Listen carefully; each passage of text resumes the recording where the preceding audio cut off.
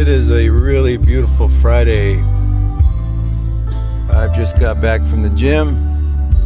Had a great workout. Almost 1,200 calories. An hour and a half. This old house I'm living in. And I have leaving on my mind, but I have to do the yard today. It's a warm day, which I like. I'm gonna go for a walk, and then Robert says he can play tennis today at around 4. We'll probably go to Lone Star High School. By the way, there's a house for sale on our street if you want to move by us. But I understand if you don't. I wouldn't either.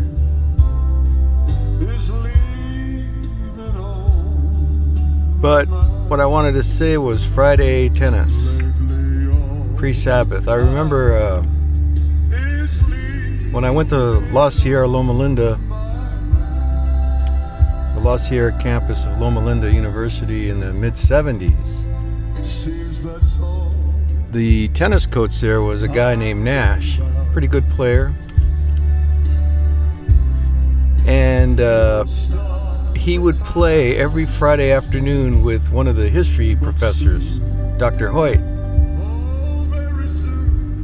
They're both long gone, I'm sure. I don't know, Nash might still be alive. I'm sure Hoyt's gone, resting, waiting for their Lord, sleeping. But they would play every Friday afternoon. And they were good players. And I used to think, you know, they're probably getting in their last physical workout before the Sabbath. And that's what I'm going to do today. And we're playing more on Friday afternoon, and I tell my guys, you know, I just love Friday afternoon tennis. Then I come home and finish up preparing for the Sabbath. The Sabbath is what makes the week. The week. I heard HMS Richards preach a whole sermon on the week.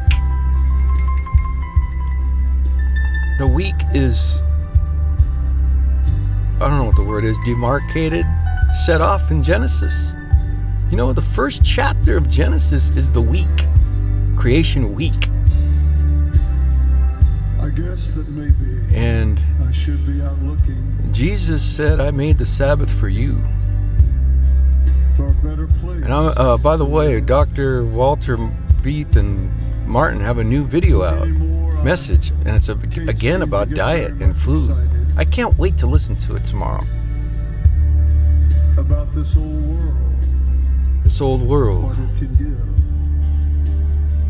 So, you see, I couldn't care less. That's what I'm going to do today. If I could buy it all.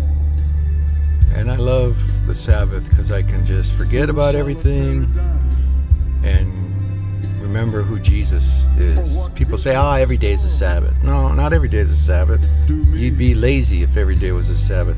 God commands us to work. I happen to be retired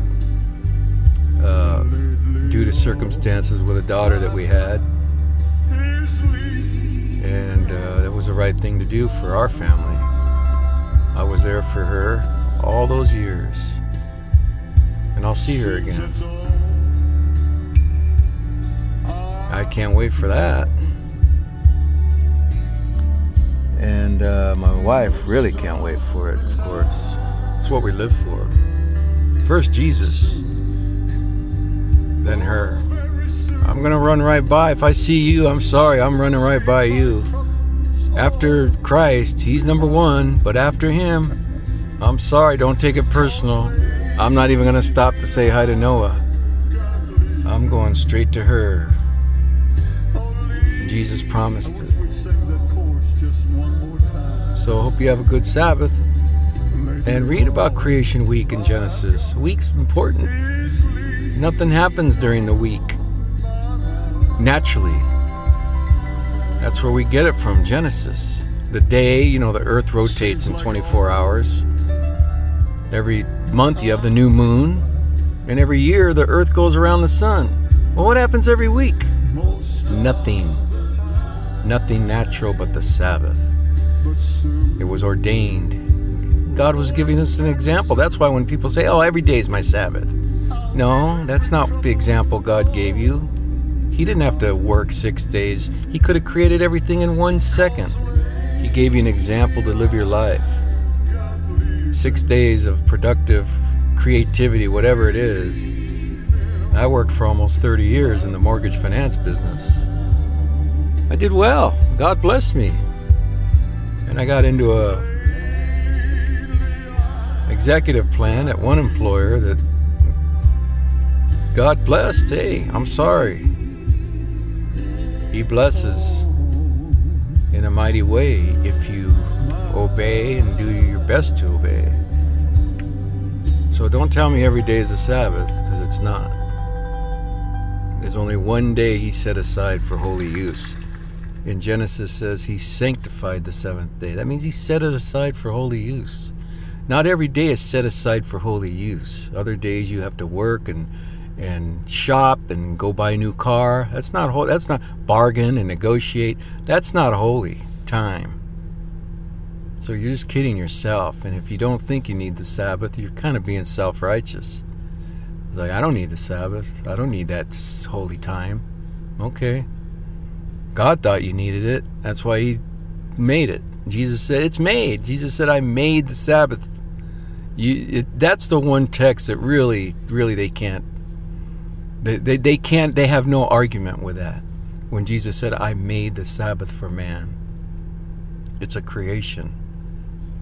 So if we read our Bible and let it interpret itself, it all makes sense. And you'll be happier too, by the way, to structure your whole week around it. We can't wait for it tonight and tomorrow. All right, I got to go in. I got to start doing this yard. Looking kind of shabby. Thanks, bye.